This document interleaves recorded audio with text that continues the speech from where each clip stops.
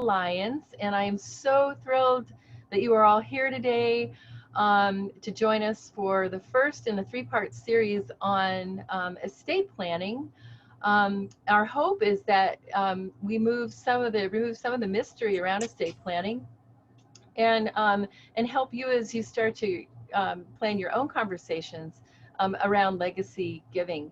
We're really thrilled to have Paul Malley, who's the president of Aging with Dignity, as our first guest speaker as part of our three-part series, and wanted to remind you to register for the second and the third in this series. The second will take place on July 7th and will feature elder attorney Kathleen Flamia, who will also talk about advanced directives and other important documents as you do your planning.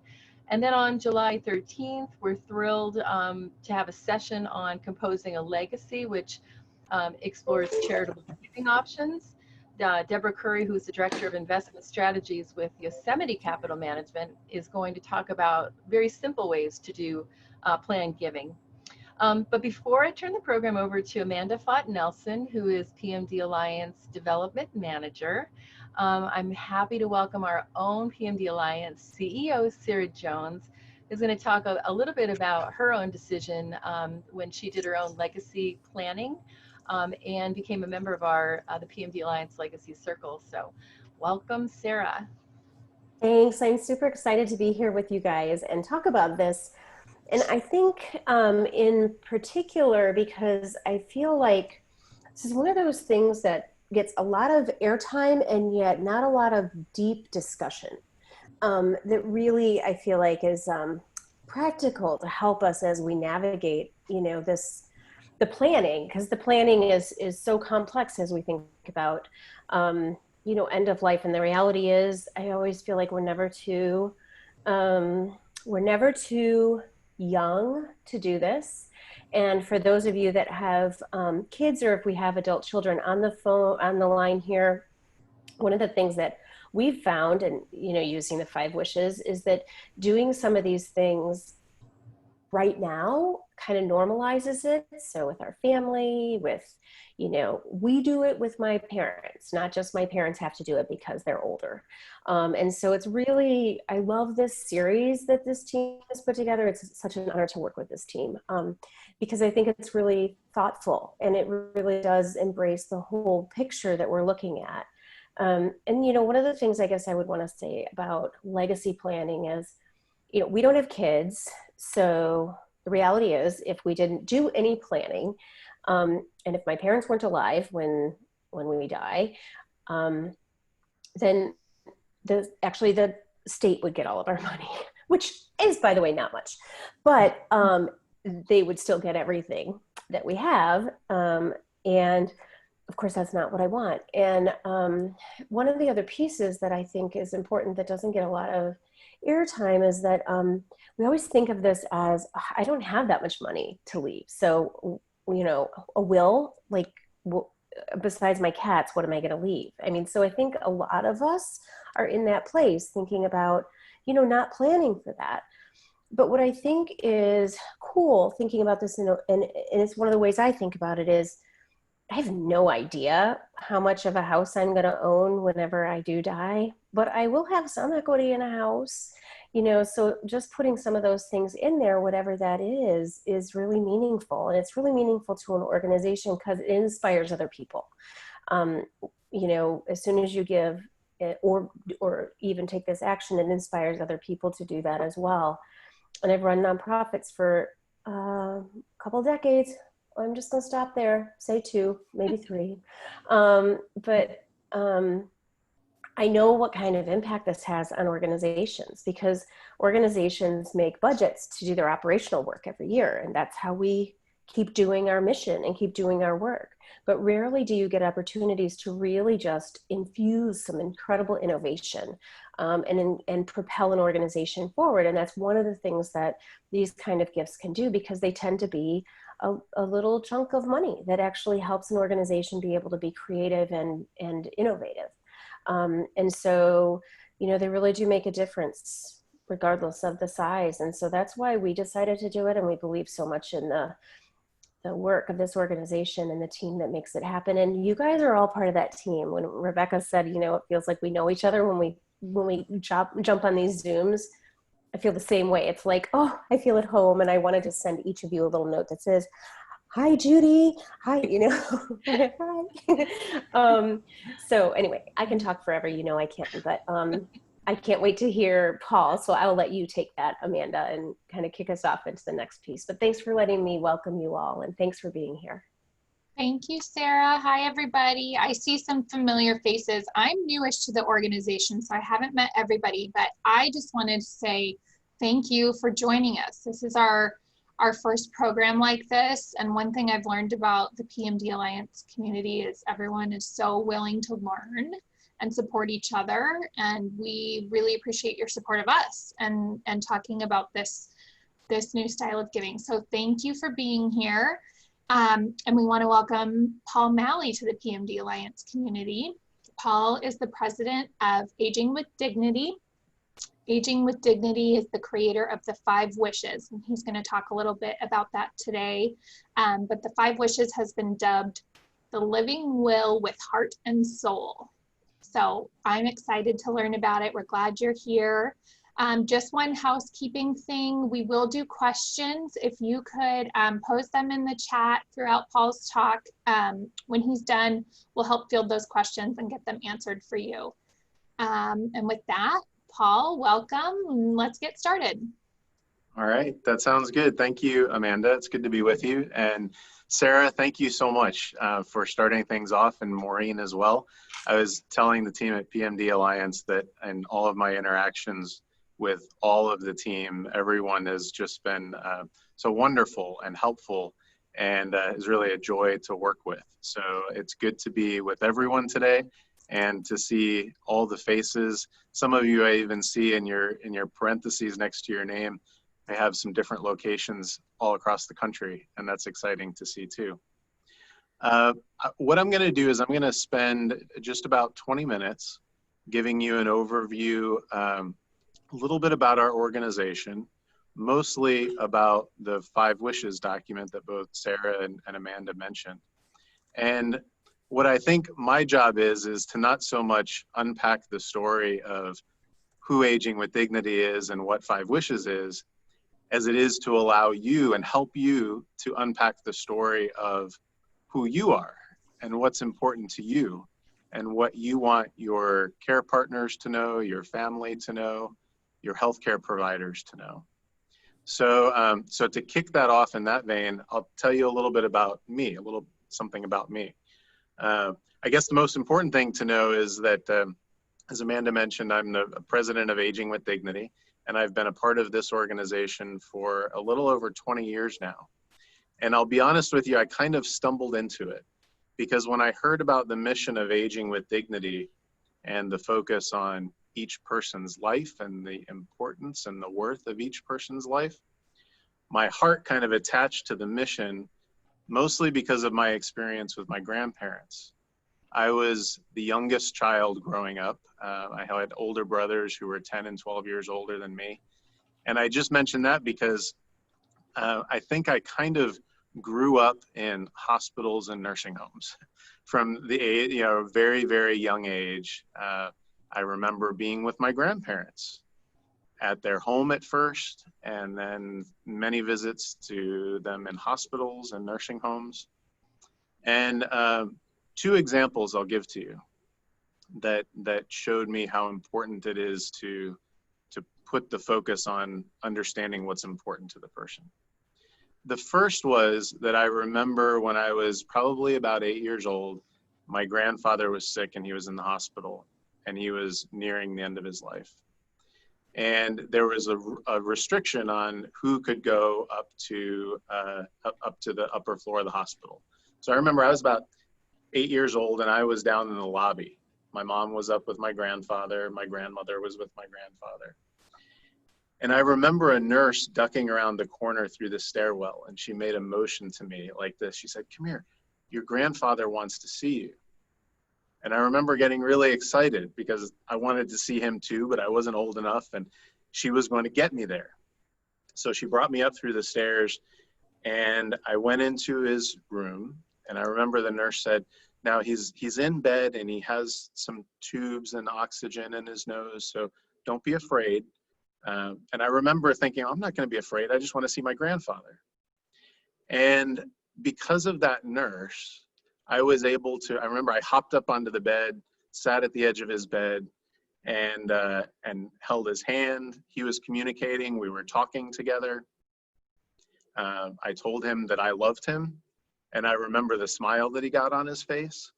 And yeah, I remember as being a young child, not knowing what to do, not having a clue what to do for my grandfather, but just by being there, I knew that that made a difference to him. And I was actually there with him when he died, when my grandfather died. I was sitting on the edge of his bed, and we didn't know that. We didn't expect that to happen. When that nurse got me up through the back stairwell, it was just the way timing worked out. But my memory, I can remember just to the vivid nature of that moment. And I remember now thinking back how much I wanted to do right by my grandfather and do something good for him. And I just did the only thing that I could do, which was to be present. That was the first thing.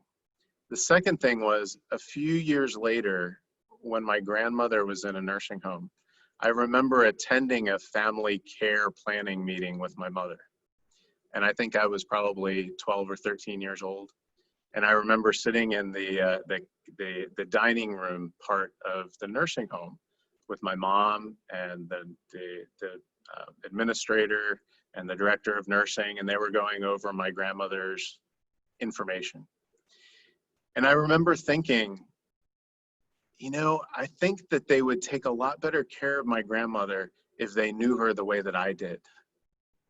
And I remember just like 2 minutes to tell them some of the things that were important to my grandmother. And I remember my grandmother always used to love to take us grandkids out to eat, out to a restaurant. You know, she'd say, lunch is on me, and she'd take us out somewhere. And so I said, you know, I want you to know that it makes a big difference to my grandmother to be able to sit at the table and to be able to eat, whether that's with somebody else here or with family. And I just wanted them to know that, because I thought if they knew that about my grandmother, it would change the kind of how they interacted with her. So that's why I just mentioned those two things, because when I learned about the mission of Aging with Dignity, I saw how important it was to focus on understanding who the person was of just their diagnosis or their disease or their ability or lack of ability. So I'm going to share with you a couple of slides now, if all goes well on the technical aspects of this. I'm new to Zoom and Zoom presentations, but I think does that work? You can see it? All right. So as an organization, we were founded a little over 20 years ago. Our founder, Jim Toohey, worked directly with Mother Teresa of Calcutta in her homes for the dying in Washington, D.C., and in Mexico and in India. And he was also her legal counsel for 12 years. And it was that experience in working with Mother Teresa that really put the focus squarely on what it means to care well for somebody as a whole person, honoring their human dignity, understanding the simple things that could be done, the simple difference of being present, of holding a hand, of recognizing a person, of calling them by name. Those are the types of things that he saw in care for those who were near the end of life, that we also saw. Really, it's a common thread, the things that matter most to all of us, no matter where we live or our affluence or lack of, or what we believe or what we don't believe. We all want to be known. We don't want to be anonymous, whether that's through any day of our life or especially if we're living with a serious illness. We created the document called 5 Wishes that I'll talk a little bit about today, with this simple idea that if it could help a handful of families, then it would be useful and worthwhile. And we had no idea the nerve, I think, that it would strike in families. And when I say nerve, I think when people hear about it, they think, yes, I think that would be helpful for me and for my spouse or for my adult children to talk through. So we've now distributed more than 35 million copies of Five Wishes. It's available in 29 different languages, and it's useful all across the United States and used internationally as well. We asked this question to people who we've worked with, and also there's national research that has posed this question. If you were seriously ill and near the end of life, what things would be most important to you? And these are some of the most common answers that people tell us and that tops the research. People say, I want to be at home if that's possible. I don't want to be in pain.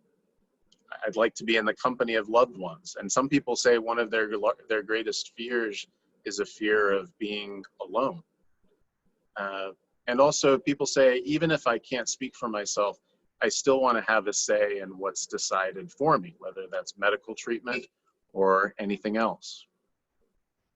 I know Sarah mentioned that as part of this series, you'll have next week an attorney focusing on the more specific issues of advanced directives. So you'll hear more about that, and I won't go into those details today. But what we did was we looked at advanced directives that were available, and every state has their own form that's written in state statute as a sample.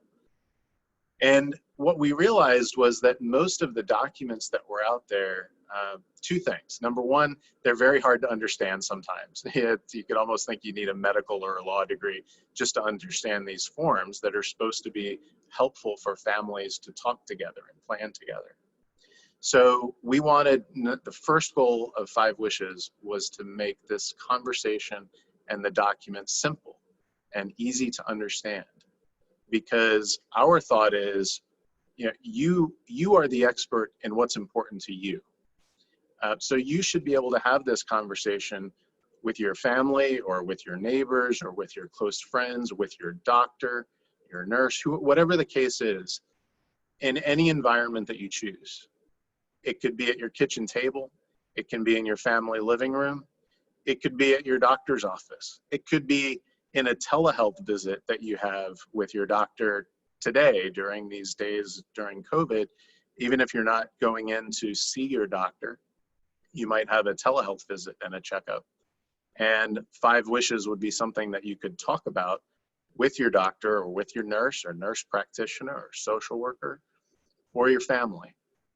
So the first thing was we wanted it to be easy to use and understand. The second thing was, as Amanda mentioned, Five Wishes has been called sometimes the living will with the heart and soul. And the reason is that we included in Five Wishes those things that people said matter the most. Issues about comfort and dignity and family relationships and spirituality and faith traditions. That you can use Five Wishes as the prompt, the conversation starter, and the documentation so that your family understands what's important to you and what you would want. We wrote Five Wishes with legal help and guidance from the American Bar Association's Commission on Law and Aging. They helped us to look at the legal requirements in all 50 states. And today, the standard version of Five Wishes meets the legal requirements in 44 states. So what that means is that in almost all states, Five Wishes can be used as a legally valid advanced directive. We have a website. There is a Five Wishes website, fivewishes.org, and you can look on that website to see the list of states that where Five Wishes meets the legal requirements. So there's only 6 states where it doesn't meet the legal requirements, and you can still use Five Wishes there, but then you'd want to ask your doctor or another provider for your state form and use that as well. One of the refrains that we heard from people kind of across the spectrum when we asked them, what are you most concerned about? So often people said, I don't want to just be an object on a healthcare conveyor belt. I don't want to feel like I'm anonymous. I don't want to feel like I'm just along for the ride, right? And we know that without some discussion, sometimes medicine doesn't know when to stop. You know, thank goodness we live in a place where we have access, most have access to some of the best medical technology and care and provision anywhere in the world. And we can be grateful for that. One thing that we need to add to that mix, especially in our families and in our close friend relationships, is the discussion about, well, what would happen if I'm approaching the end of my life and life support treatment would only delay the moment of my death? Then what would I want? And that's where 5 Wishes comes in, really as a template that helps you think through some of these questions, talk about it, and document it. So these bullet points here kind of give the headline, the title of each of the 5 wishes. Wish 1 is the person who I would want to make healthcare decisions for me if I can't make them for myself. That's allowing you to name basically a person who would be your voice if you're not able to speak for yourself. And this is important because Wish 1, or the designation of a healthcare agent, or sometimes called a durable power of attorney for healthcare, this can come into play even if you're not approaching the end of life. It could come into play at any point in time that you're not able to make your own medical decisions. That could mean that you're recovering from a surgery, from any type of surgery. And if the anesthesia hasn't worn off, you're in the recovery room, there's a change in your condition, a decision has to be made. Who would the doctors or nurses turn to make a decision on your behalf? Or you're in a car accident, or an unexpected health crisis comes up.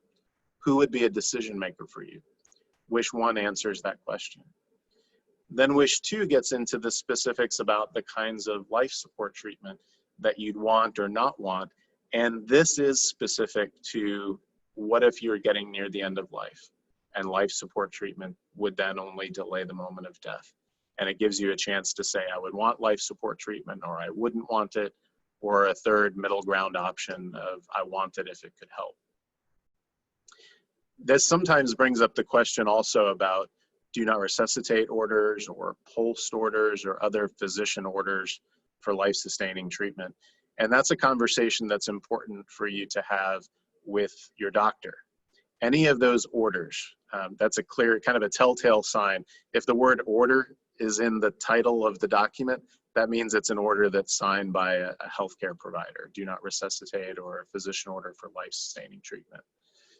Those are really most appropriate for people who are approaching the end of their life. They know that they have a diagnosis or a condition that's likely to lead to a change in their health status, where resuscitation or life support treatment would be required. And they work with their doctor to write an order based on their current condition. So if that's something that is would apply to you or somebody in your family, then that's a conversation to have with your doctor. The last 3 wishes are what really set 5 wishes apart. And here's an important tip. You don't have to start on page 1 of 5 wishes and walk through the pages one by one in order. We hear oftentimes a lot of people like to start at the back of 5 wishes and then work their way back forward. You can start at any page that makes sense to you, that feels right to you, that feels right for the conversation that you want to have with your family.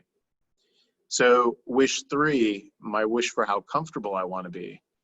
One of the very first options on that page says, I don't want to be in pain. And I haven't yet met many people who cross that out and say, yes, I want to be in pain, right? No, I haven't met that person yet. But that option goes on to say, I don't want to be in pain, and I want my doctor to give me enough medicine to relieve my pain, even if that means that I'll be drowsy or sleep more than I would otherwise.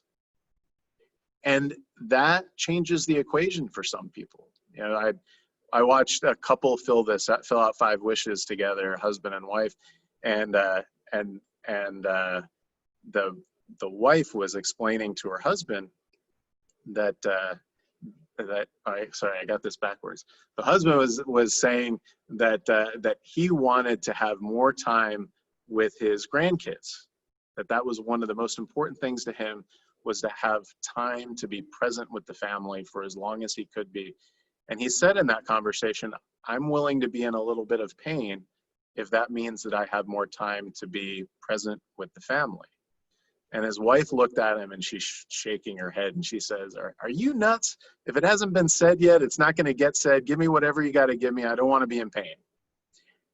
And, you know, for that family, for that couple, that was a very practical discussion. It was a practical consideration where they were each able to say to one another, here's what's most important to me. If you have to make a decision for me, even if it's about something as simple as pain medicine, here's what I'd want you to take into account. And that you know, drives home the point that for almost any of us, if we were called on to make a decision for somebody who we know and who we love, if we haven't had this discussion, the best that we can do oftentimes is making a decision based on what we would want for ourselves.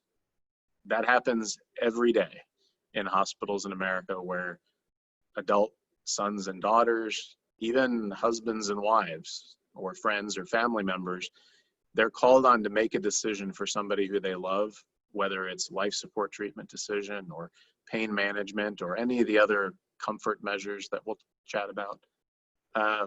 Oftentimes, if they haven't talked about it, they just don't know. So they have to grasp at straws and guess what their loved one would have wanted. Sometimes that means it's just difficult and confusing. Other times, these are issues that can drive families apart and really have lasting wounds that we hear about in our office from families who call us. Oftentimes from a family member who says, I just walked down this road with maybe one of my parents, and I don't want my kids to have to do the same thing. I want to fill out 5 wishes so I can leave a trail, so I can leave a record, so that my kids don't have to guess what I would want. So as you continue on with 5 wishes and the 4th and the 5th wishes, these ask questions and give prompts about other things that you might want to tell your family or your healthcare provider. Everything from, I'd like to be kept clean, I'd like to have my hair combed, I'd like to have, you know, scripture readings or other poems or other, you know, faith traditions as a part of my care. I'd like to have people with me. I want to have certain music played. Any of those types of things that are little clues to your family and your care providers, your care partners, that will tell them what it means to be a good caregiver to you. That's another refrain that we often hear, especially from caregivers, family caregivers, who say, you know, I know that this is important. I want to do the best thing for my mom or my dad, just like I wanted to do the best thing for my grandfather when I was 8 years old and I didn't know what to do. So all I did was sit there on the edge of his bed, and that turned out to be the right thing to do. 5 Wishes turns out to be an instruction book, a guidebook for what good care means for you or for the person who you love, who you're caring for. I'm also, the other personal side of me is that I have 6 children, and right now they range in age from 19 down to 6. And as a parent, and those of us who are parents, we've often used that, it's come to mind that we thought, oh, I wish they came with a book of instructions, right? Wish kids came with a book of instructions. And it's often the same for families who are caring for someone. They think, if I would do anything if I knew it would help. I would do anything if it would make a difference.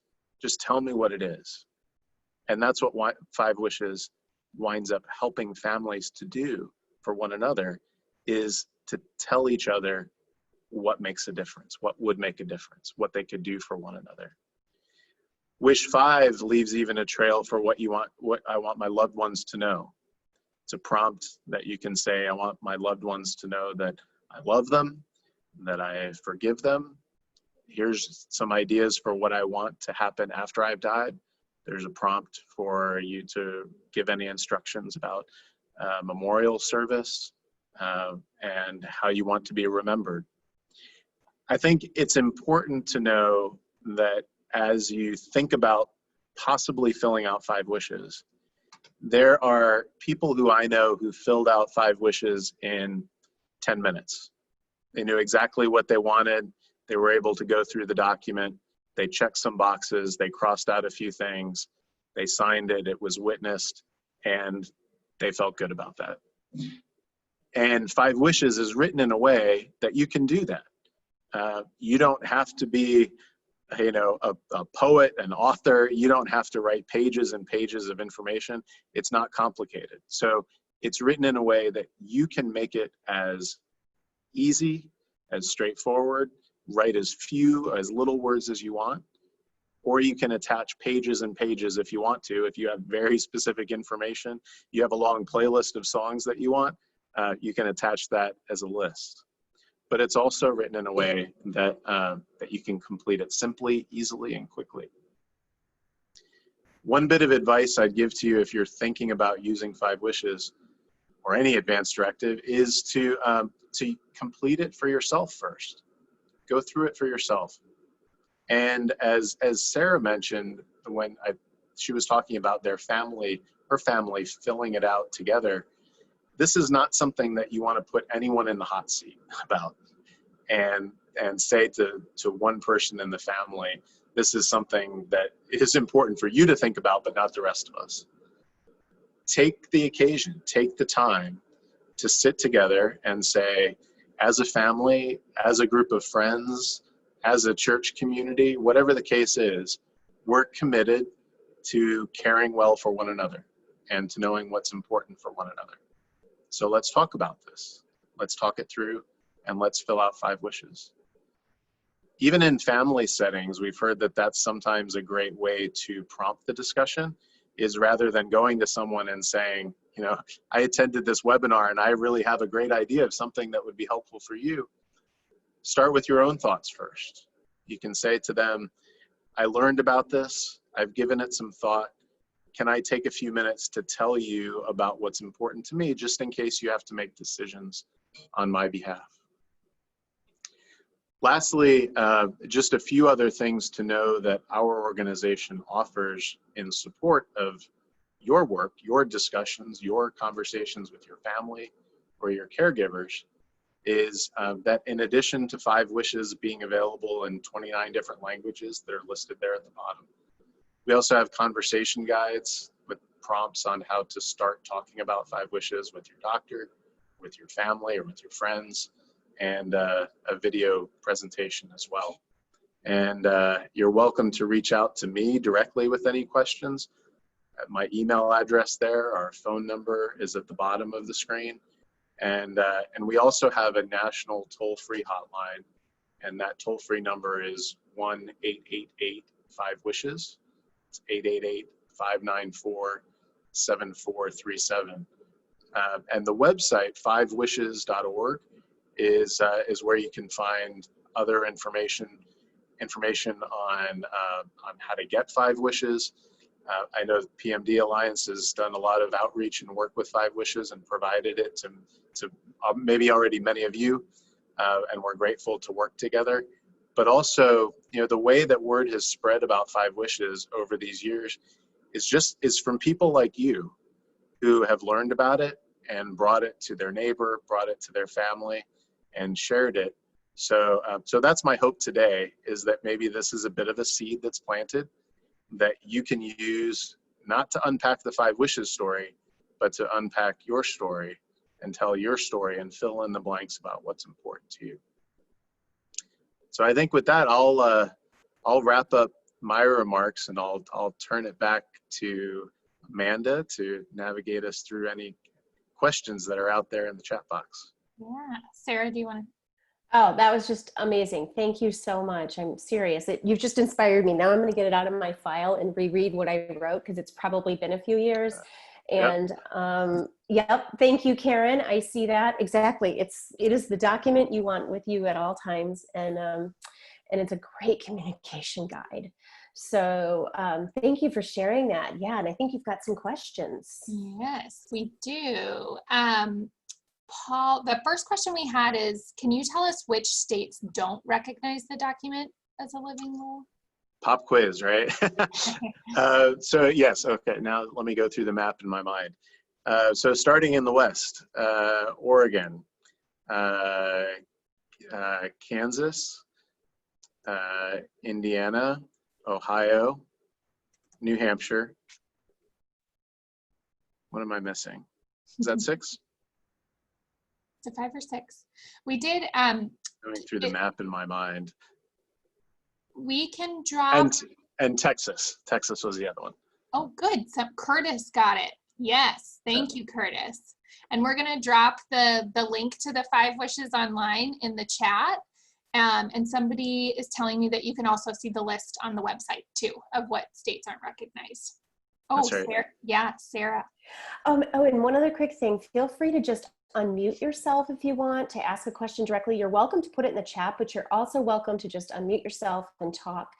And for those of you that haven't been on these, really quickly, if you're looking and all you see is my big face and you want to see the Brady Bunch view, in the top right corner, if you click where it says, it'll either say speaker view or gallery view. If you click on that, you get different views. So, but feel free to just unmute yourself and you can ask Paul questions directly. But I know, Amanda, you have a couple sitting there waiting too. Yeah, we have one more queued up. So the question, Paul, is, I already have a living will, advanced directives, medical POA, and a living trust. Why use the 5 wishes? Good question.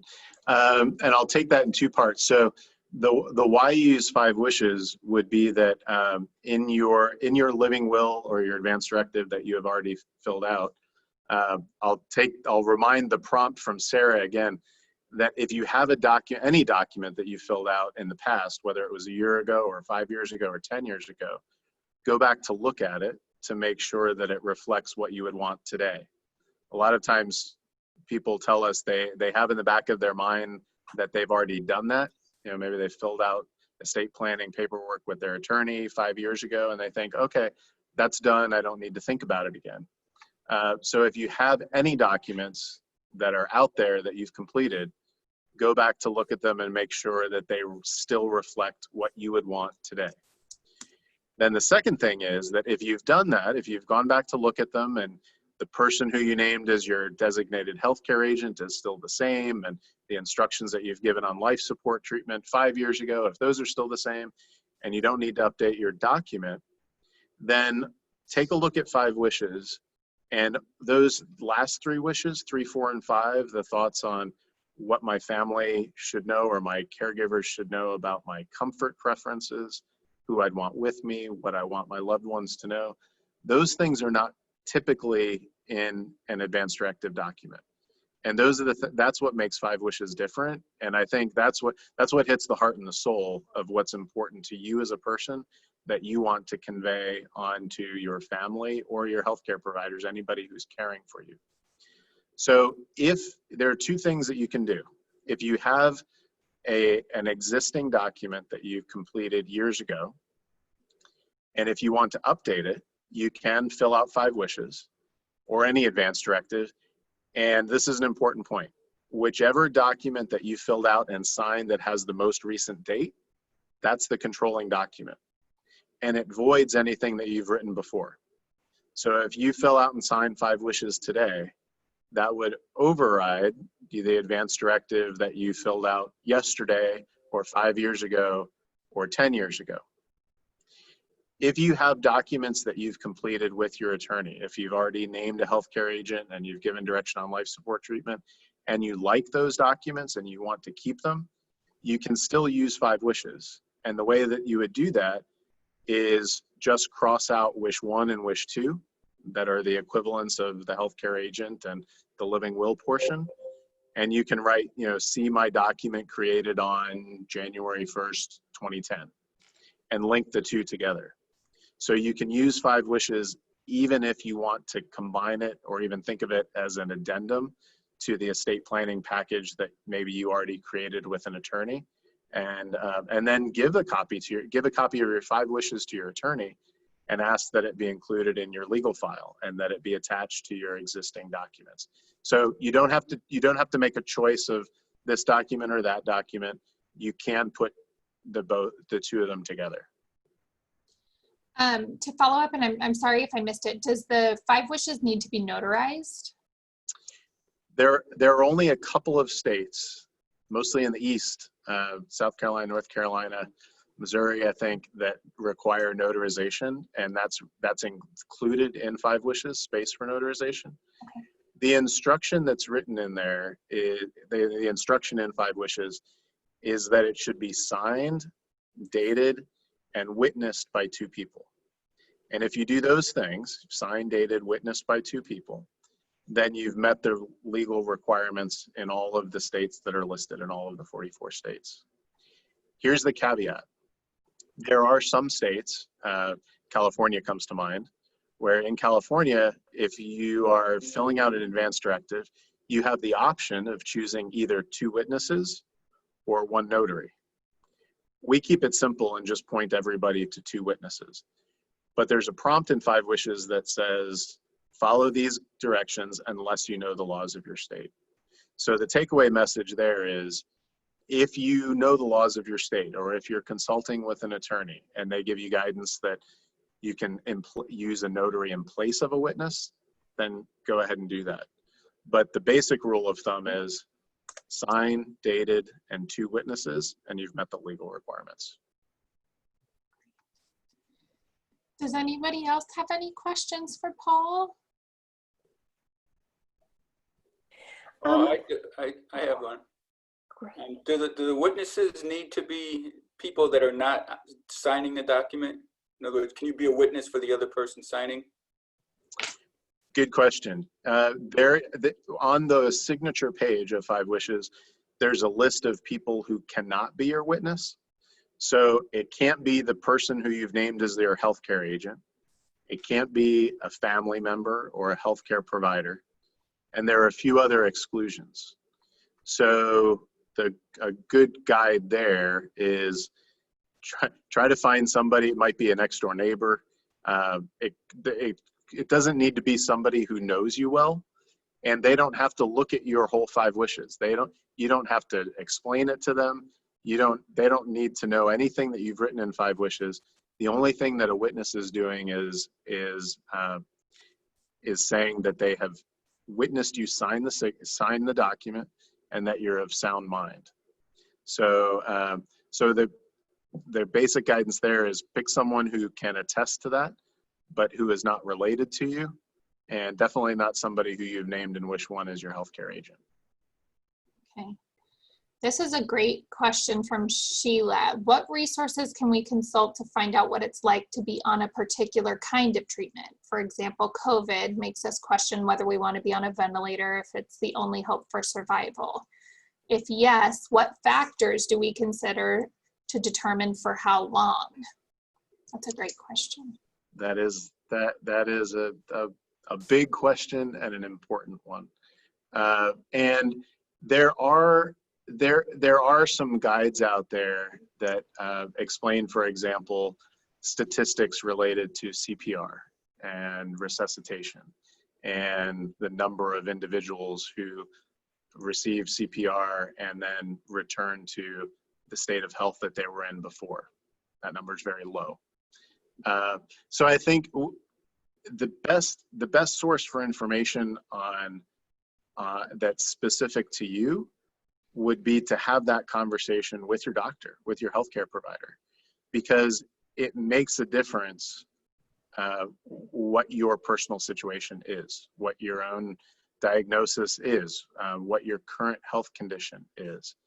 Even and especially in thinking about COVID, that conversation would be very different from one person to another based on their current health condition and their status and what they would want to ask for.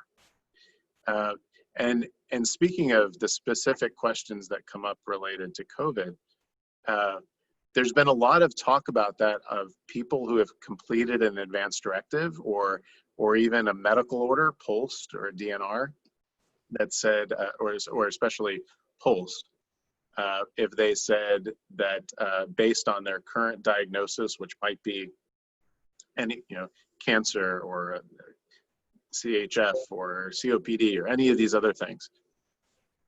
Well, COVID is an unknown, right? And it wasn't known when that order was written.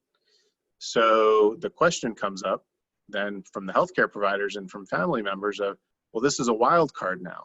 We didn't know that this would exist. We didn't talk through this option when we filled out this order with our doctor.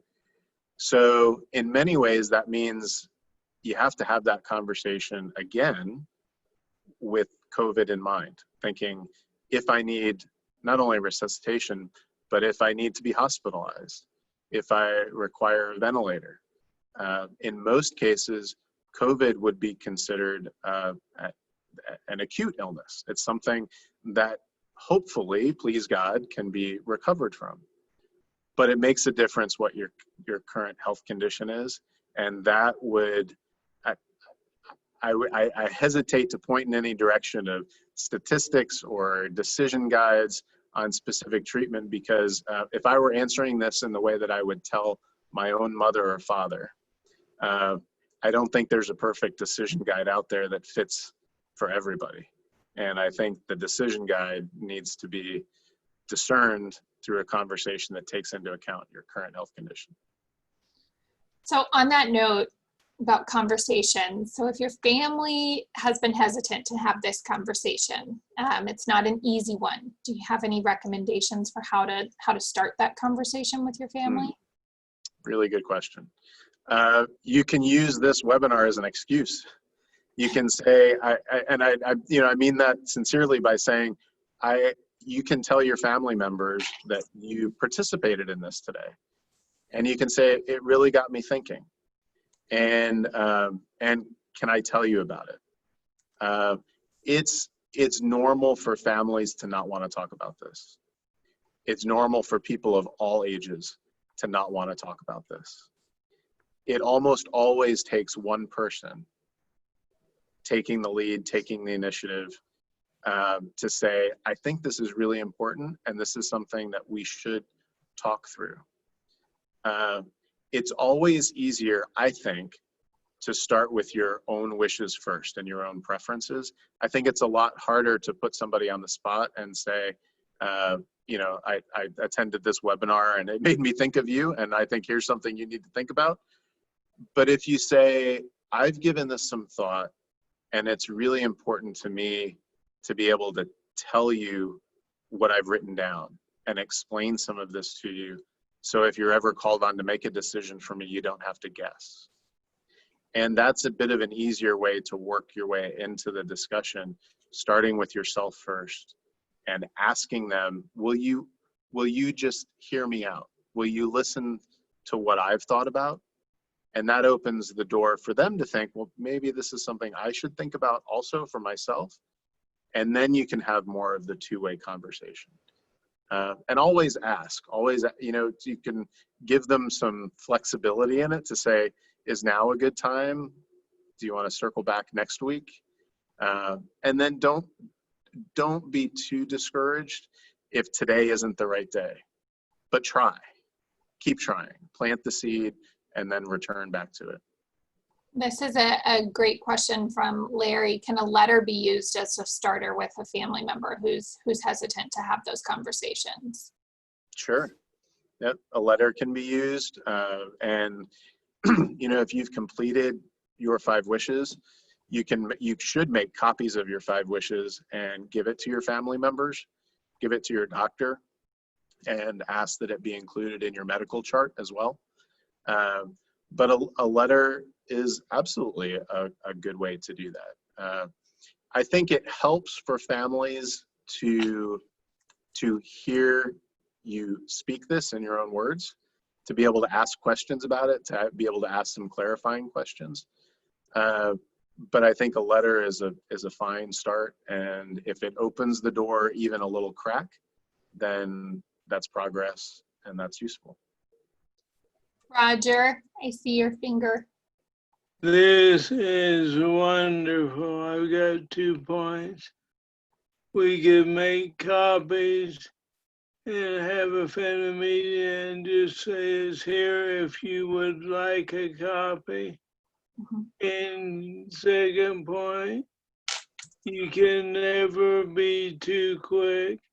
I've had Parkinson's 15 years, but 1 year ago I had a major stroke. And right when I was having the stroke, I was in the hospital at a Gideon meeting. I thought stroke was only for old people.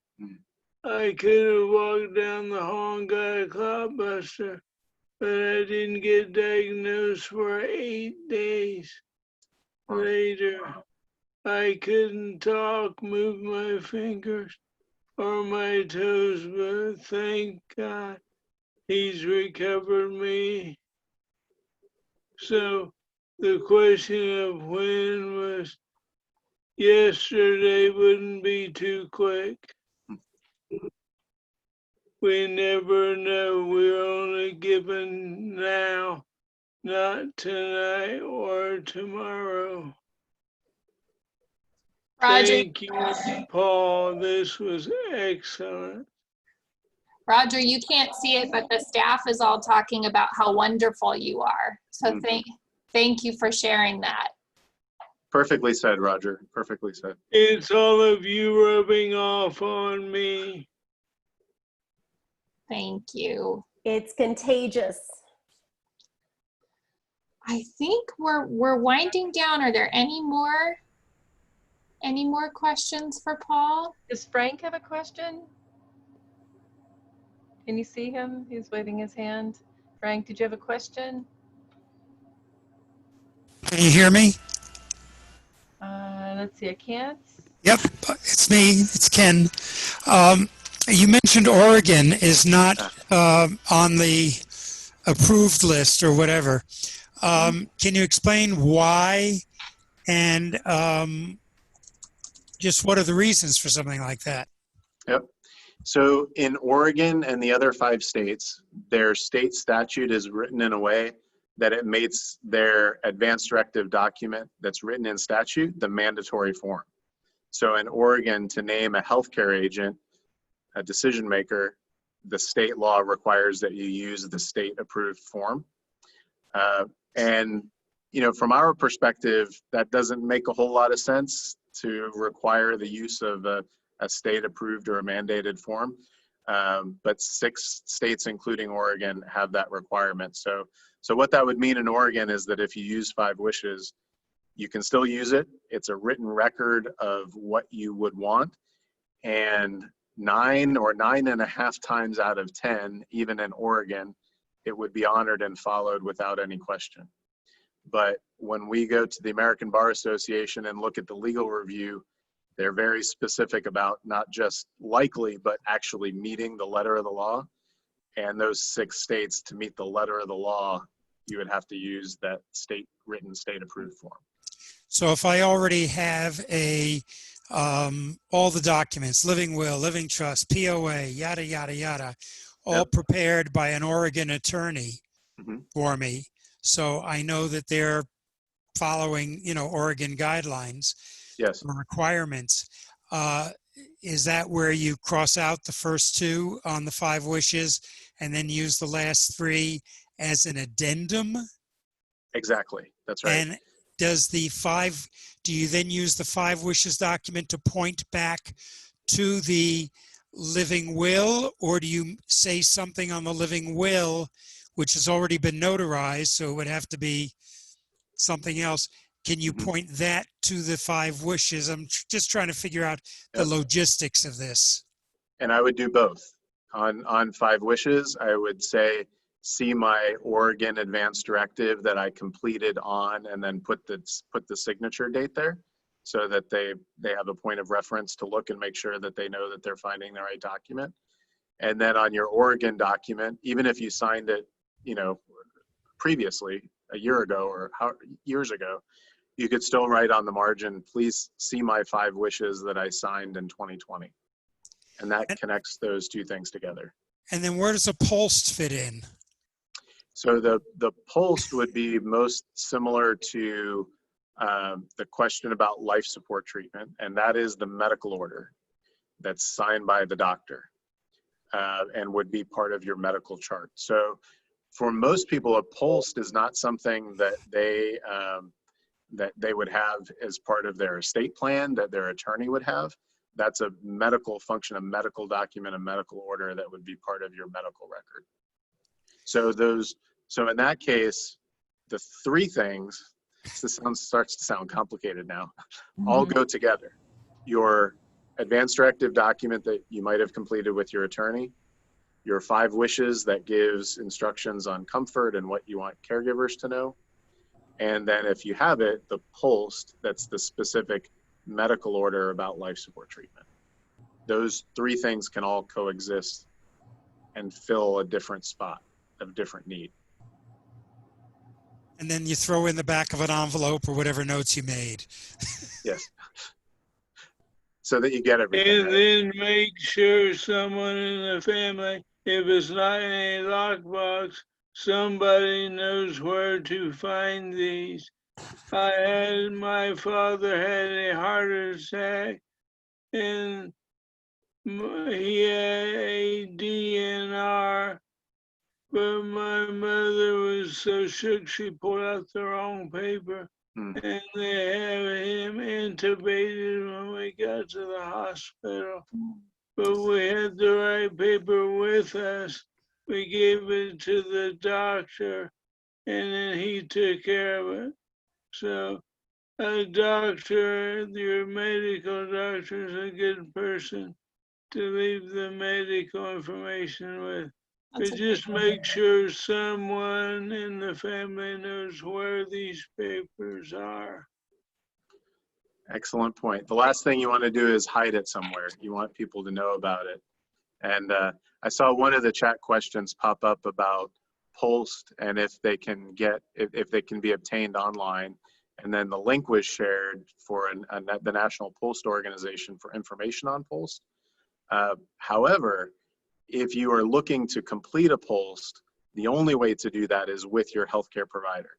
Those are state-specific forms. So there's an Oregon post and a California, and every state would have their own physician order for life-sustaining treatment order or a DNR order.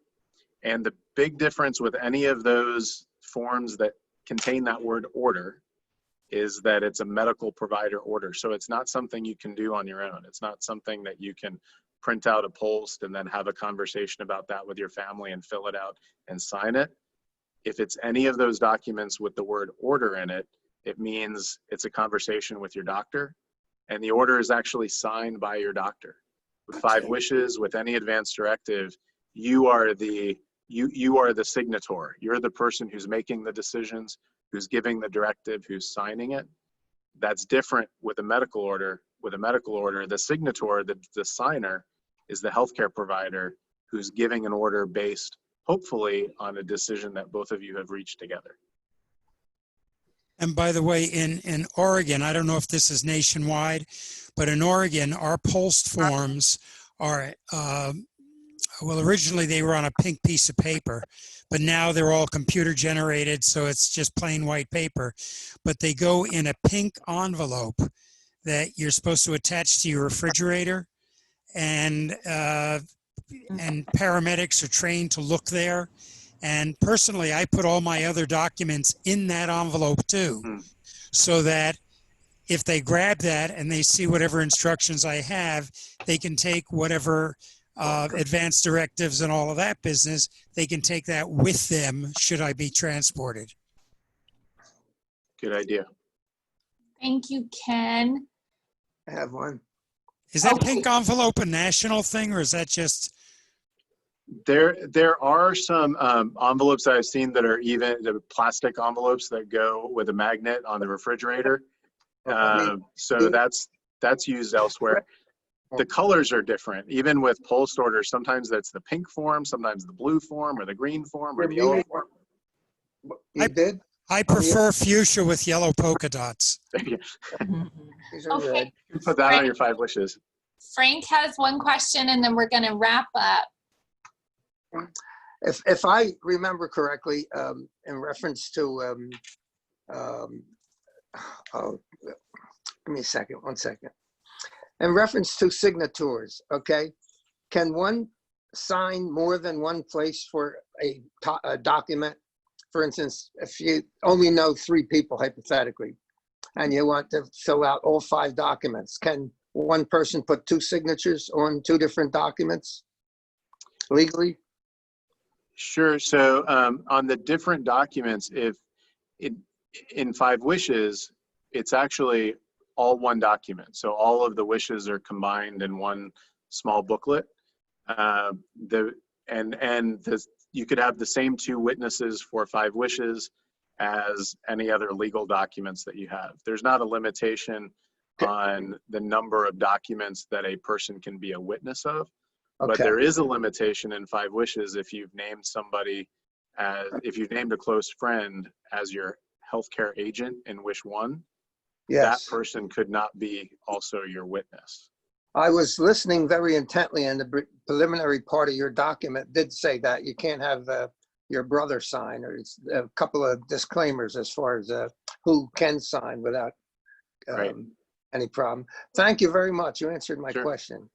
Thank you, Frank. And thank you all for joining us. It sounds like we could be here all day. Unfortunately, we can't, but the good news is we have 2 more programs in our Legacy series next week on the 7th and then on the 13th, and you can find that information online. So we hope you join us, because it sounds like we could continue the conversation. Thank you, Paul, for joining us. Sarah and Maureen, do you have any final thoughts? It was wonderful to be with all of you. Thank you for being here. I can't wait for the next one.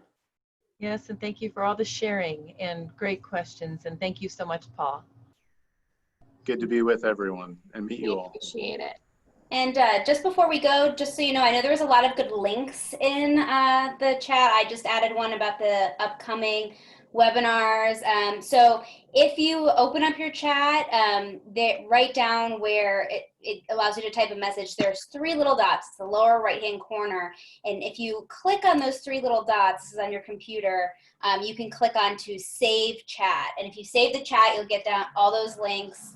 That is a little pro tip brought by you guys to us. But I wanted to make sure everybody had a chance to download those before we logged off. Thank you. All right, everyone. We'll see you next. Thank you for joining us. Thank you, Paul. Thank you, everyone. Bye-bye.